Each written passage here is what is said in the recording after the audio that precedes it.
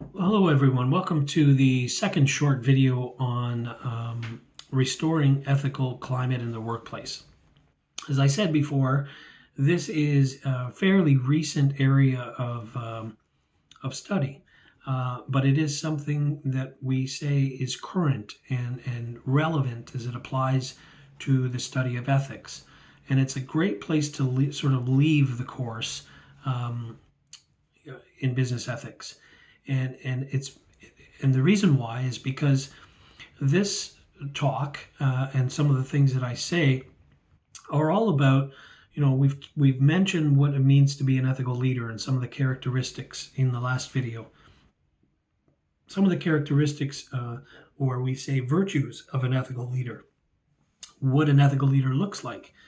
And now we can also say, well, what happens when an ethical leader, or when a person like you or me is working at an organization where there are toxic relationships, or there is a breakdown of communication between people, and people look generally unhappy, and there isn't a sense of sort of duty in the workplace, and the company is really not following ethical guidelines like they probably could or should, right?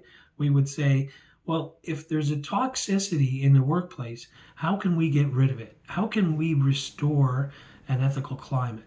And that's really the backbone, and I think a great place to leave the course, to sort of take our minds, the strategies that we've learned about in this course, and the sort of commitment that we're hopefully making to becoming ethical practitioners in the workplace, and not be afraid to be challenged by ethical dilemmas, to try to take them on in the workplace, because we know not everybody is going to want to participate in problem solving, and some people are going to try to run away from the problems. So as a leader, we go back to this idea.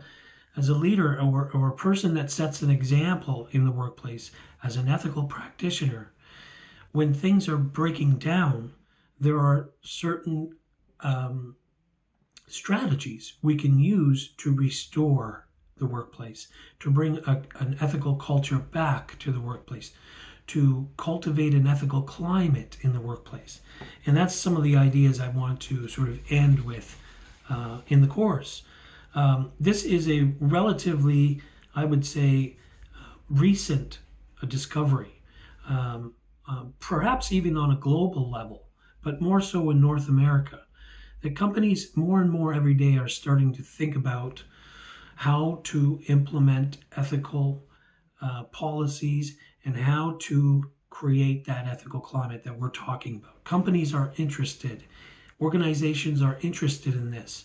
And the first key ingredient is having ethical practitioners that are committed to, going out there in the workplace, doing their jobs, but also, not being afraid always to, say, to have a company extend the courtesy of defending a bad policy.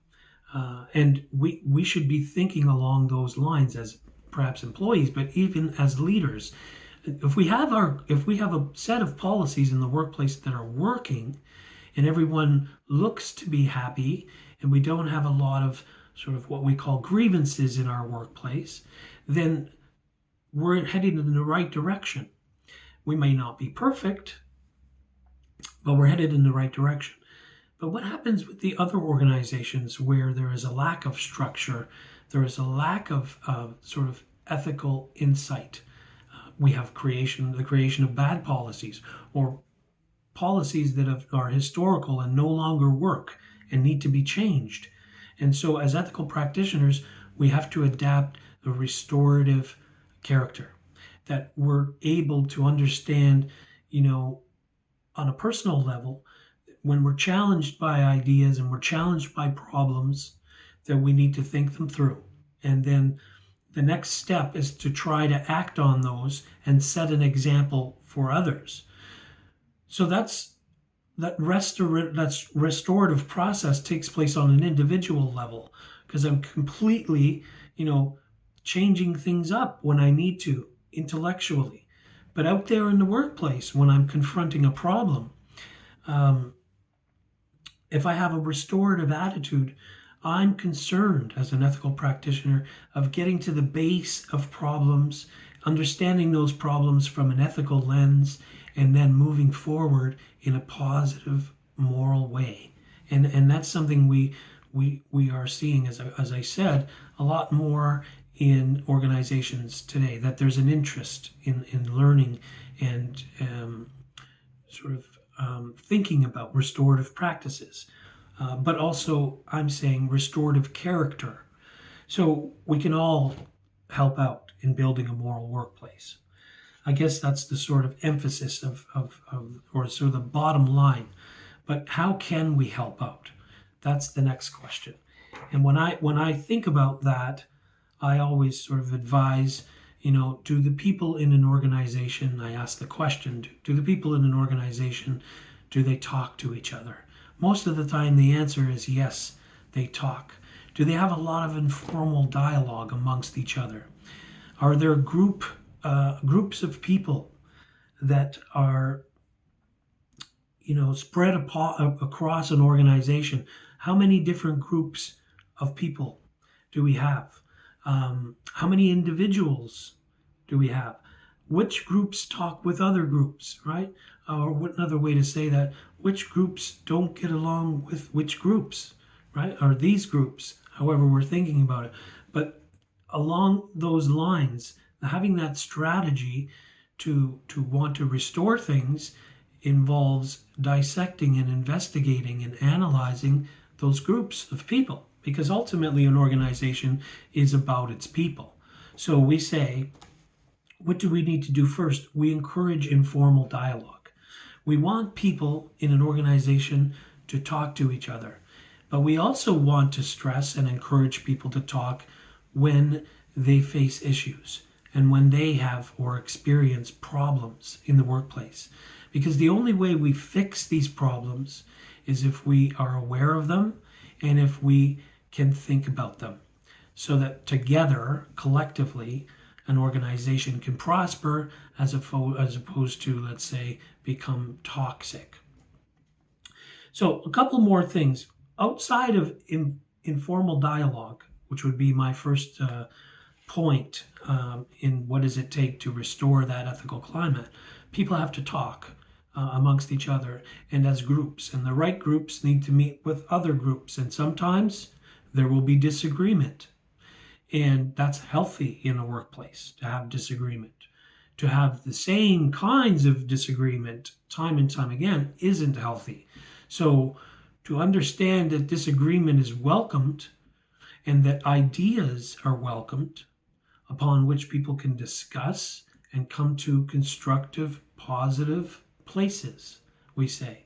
So beyond the informal dialogue, I would also say modern organizations, the organizations out there in the marketplace today, need to develop a sort of, I would say, a way to guarantee that they empower their employees. When an employee feels free and equal and appreciated in a workplace, they're going to offer insight and they're going to help solve problems. So, coupled with this informal dialogue is empowering employees, giving employees power to exercise their moral compass in the workplace. And when they think something is wrong, they shouldn't be afraid to come forward with it. Now, on the one hand, we might say, well, we're talking about a whistleblower there.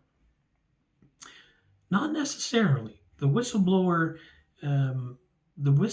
is going to be there, but the everyday person that doesn't experience maybe problems a lot or doesn't know how to handle a particular problem should be able to consult the people that they work with on all levels. We would say, at the employee level, at the sort of management level, uh, at all levels in a workplace.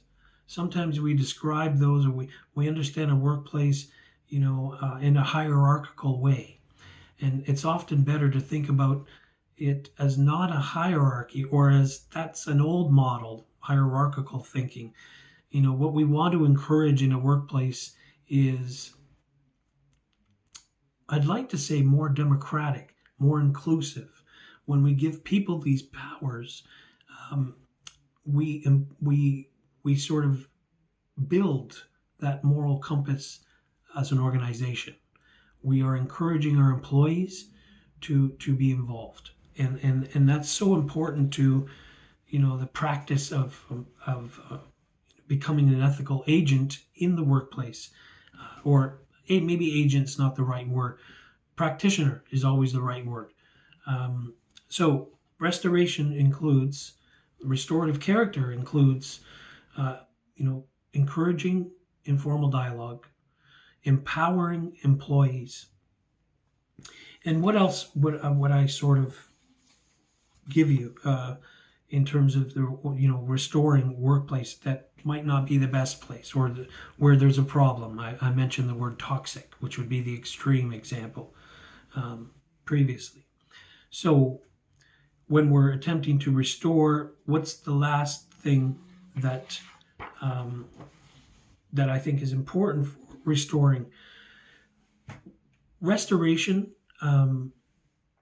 begins with deconstruction. So in order to be able to restore, we have to do an assessment of character. We have to look at the characters in a workplace, the different roles that people play. When we say, what kind of a character does this person have? We can describe that character not in a judgmental way. We can make relations with that character and say, well, what does this person do in the workplace, and what are they like, right? In order to be able to diagnose, deconstruct a toxic workplace, or a place that is, suffering and where people are not happy, as I mentioned before, we have to be able to change their attitudes. So we need to know what characters aren't working for the best interests of everyone. Now, this becomes there's a consequence to thinking along the line of best interests, because from an organizational point of view, you might argue that profit is the main interest of every organization. And we say, yes, as ethical practitioners, that is something we can all agree on. Making money is important, but developing and assessing moral ways and strategies for doing, for making our workplace better is also essential at the very same time. Because if it's not essential, people are not going to have their rights protected in the workplace. People are not going to feel appreciated. People are not going to want to work when they don't feel appreciated. So we say the way to turn that around, at least at the sort of introductory level, the way to get it started is to start with this informal dialogue that I mentioned, and people talking amongst others, and gathering ideas as a result of those people talking. And next I said, give the employees to that power. And then lastly here I'm saying, now when it comes to using that power, everyone has a participatory role in this. Everyone can build their own character, become, make moral decisions sort of better, like we've been talking about. But that begins with the change of attitude. If I understand that I've made a mistake, then I need to own up to that mistake. And that's an assessment of my own character. But it's also, the beginning phase of restoring ourselves so that we can restore on a more sort of broad level in the workplace together. So outside of those three things that I wanted to mention to you, that I think are at the base, or at least close to the base of restoring the ethical climate in a workplace, we ask ourselves, is there enough informal dialogue? Does this organization empower its employees? Does it give people the opportunity to participate, as I said before? And then lastly, as I just mentioned,